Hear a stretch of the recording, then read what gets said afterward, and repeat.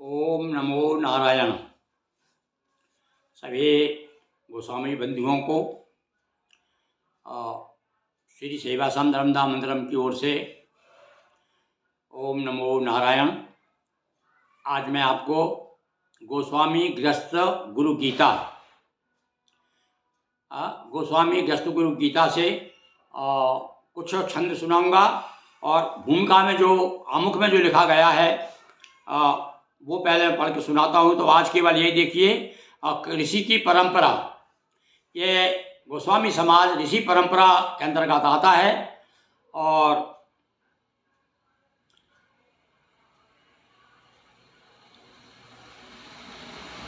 भगवान शंकराचार्य के प्रभाव के कारण ये 10 नामधारी हो गया है और ये 10 नाम इतने प्रसिद्ध हुए कि अन्य समाज के लोग भी यह उपाधि धारण करके और पूज रहे हैं और सम्मान पा रहे हैं। तो देखिए मैंने इस बारे में क्या कहा है। फिर से ऋषि परंपरा का मैंने बहुत पहले आपको एक एपिसोड बताया है, पर आज मैं ये जो एक छोटी सी पुस्तिका है गोस्वामी गृहस्थ गुरु गीता, ये देखिए आप, ये इसमें से मैं आपको आज पहले सुना रहा हूँ ऋषि परंपरा का लेख, उसके बाद में फिर छंद सुनाऊंगा। देखिए अब, सन्यासी, यति, ऋषि, ब्राह्मण, ये चारों शब्द परस्पर संबंधित हैं एवं एक ही अर्थ के बोधक हैं। गीता के 5वें अध्याय में 26वें श्लोक में जो यति शब्द आया है, वहाँ यति का अर्थ संयमी, सन्यासी, जिसने इंद्रियों को काबू में रखा है। गीता भाष्य में श्री शंकराचार्य ने ऋषया का अर्थ सम्यक दर्शिनः सन्यासिनः, ऋषि का अर्थ किया है। गीता 2:46 में ब्राह्मण शब्द आया है, वहाँ पर शंकराचार्य जी ने इसका अर्थ सन्यासी किया है। शंकराचार्य जी जो भाष्य किया गीता का, उसमें यहाँ पर ब्राह्मण कहा है उनको, और ब्राह्मणों को सन्यासी कहा है। उपरोक्त उदाहरण वाले काका कालेलकर की गीता रत्न के अनुसार ऋषि ब्रह्मचारी भी थे, गृहस्थ आश्रमी भी थे और पुरोहित का काम भी करते थे। कुछ लोग कहते हैं ना भाई इनको पुरोहित का अधिकार नहीं है गोस्वामियों को, तो उस बात को लेकर के मैंने एक प्रमाण आपके सामने रखा है कि और अब तो अधिकांश गोस्वामी लोग जो है पुरोहित भी हो गए हैं, कथावाचक हैं, बड़े बड़े व्यास गादी पर बैठ कर प्रवचन कर रहे हैं, क्योंकि ये उनका जन्मसिद्ध अधिकार है और होना ही चाहिए। तो मैं बता रहा हूँ आपको, ऋषि ब्रह्मचारी भी थे, गृहस्थ आश्रमी भी थे, पुरोहित का काम भी करते थे और राज्य भी चलाते हैं। बड़े बड़े गोस्वामी, आसाम नेपाल में तो बड़े बड़े गोस्वामी लोग राजा हो गए हैं पहले। तो मानव कल्याणार्थ, अब बताओ, मैं बता रहा हूँ आपको कि ये प्रमाण और मिला है।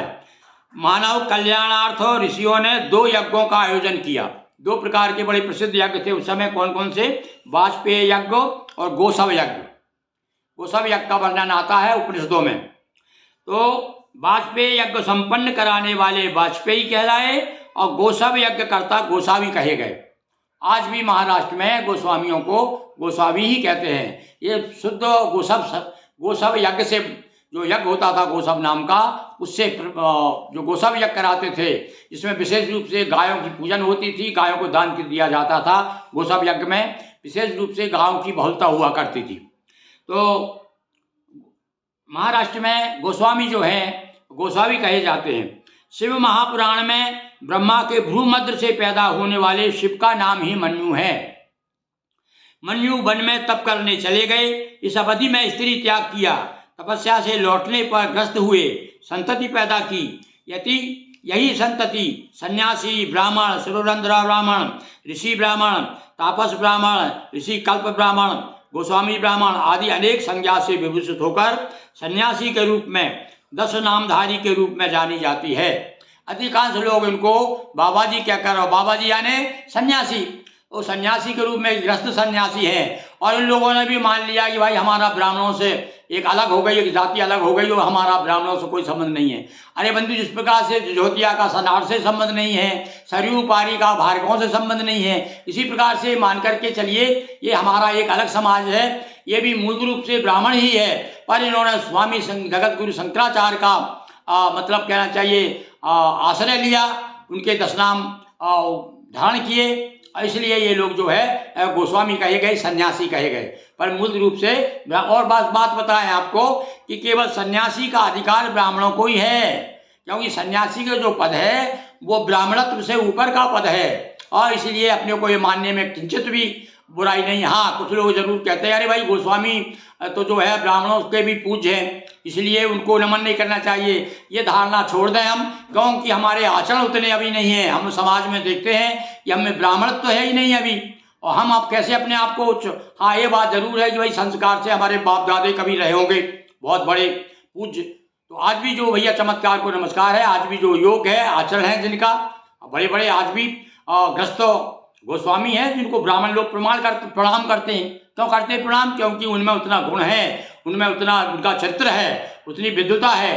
तो भैया पहले तो हमें समाज में सब लाना पड़ेगा, और जब तक ये विद्वता नहीं आती, जब तक ये गुण नहीं आते, तब तक यही मान के चलें कि हम भी अन्य ब्राह्मणों की तरह, ये गोस्वामी भी ब्राह्मणी है। इसमें मानने में कोई मैं कहना चाहिए किसी समाज का, हमारे समाज का कोई नुकसान नहीं है, और हम अपने आप को ब्राह्मण कहने से अन्य ब्राह्मणों से संबंध भी नहीं कर रहे हैं। हम केवल गोस्वामी हैं। अपने गोस्वामी लिखना जरूर आप लोग, ये हमारा कहना गौरव है हमको, हमारे पितरों से और बाप दादों से हमको प्राप्त है सम्मान, इसलिए गोस्वामी तो हम लिखें ही।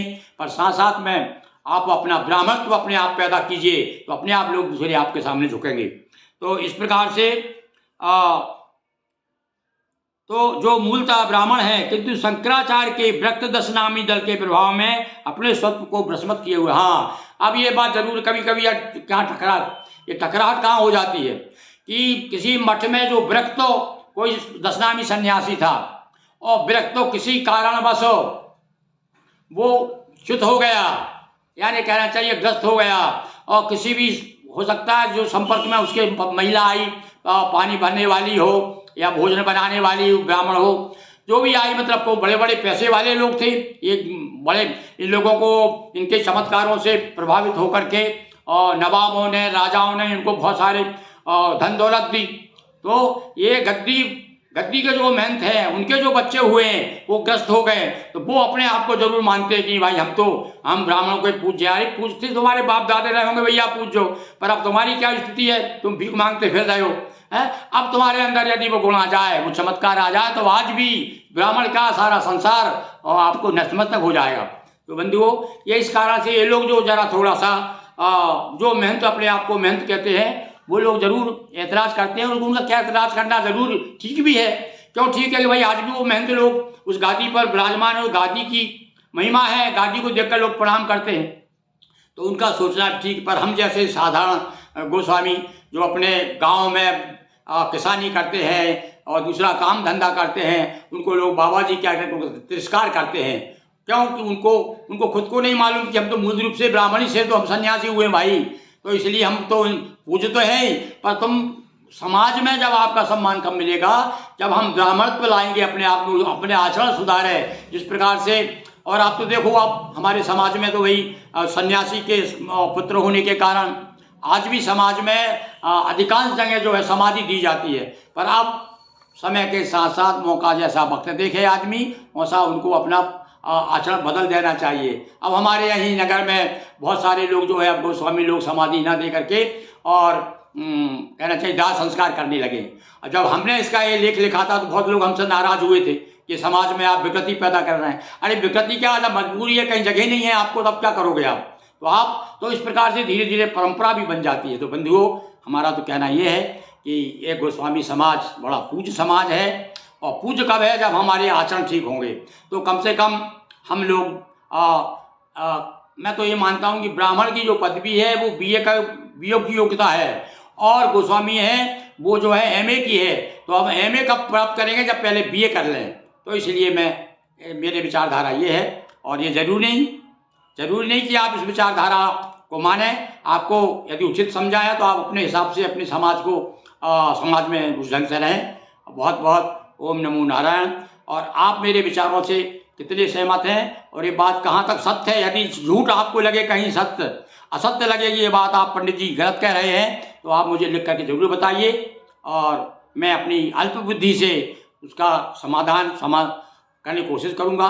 क्योंकि भाई एक मेरी मानता ये है कि जो मूल स्रोत है उसे नहीं भूलना चाहिए, क्योंकि मूल स्रोत तो हमारा ब्राह्मण ही है। ब्राह्मण से सन्यासी हुए, या कोई कहते हैं कि भैया हमारे बाप तो हमारे पूर्वज तो कोई दूसरी जात के थे, लोहार थे, कुर्मी थे, वो सन्यासी हो गए, हम उनकी औलाद हैं, इसलिए हम तो भैया तो मैं मान जाऊंगा भाई हैं। पर मैं तो ये मानता हूँ कि आज से 100 2 400 500 साल पहले से हमारी 7 7 8 8 पीढ़ी के नाम मिलते हैं, यानी 8 10 पीढ़ी से हम लोग गोस्वामी हैं। इसका मतलब 8 10 पीढ़ी पहले यानी लगभग 400 500 साल मान लीजिए। उस समय तो बिल्कुल ये पक्का था कि हर कोई सन्यासी नहीं हो सकता था, ब्राह्मण ही होता था। हम तो ब्राह्मण ही मान रहे अपने आप को। तो इस प्रकार से ये बहुत सी बातें हैं।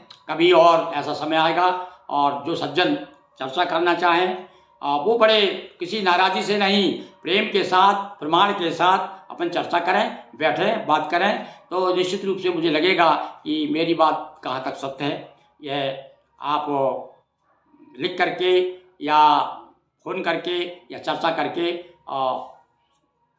समाधान करें। बहुत बहुत धन्यवाद। एक बार पुनः भाई मैं तो बड़े बड़े विद्वान हैं अपनी समाज में, उनके सामने तो मेरी कोई स्थिति नहीं है, परिचित छोटी सी बुद्धि मेरी, उस हिसाब से मैं आपके सामने आ जाता हूँ साहस करके।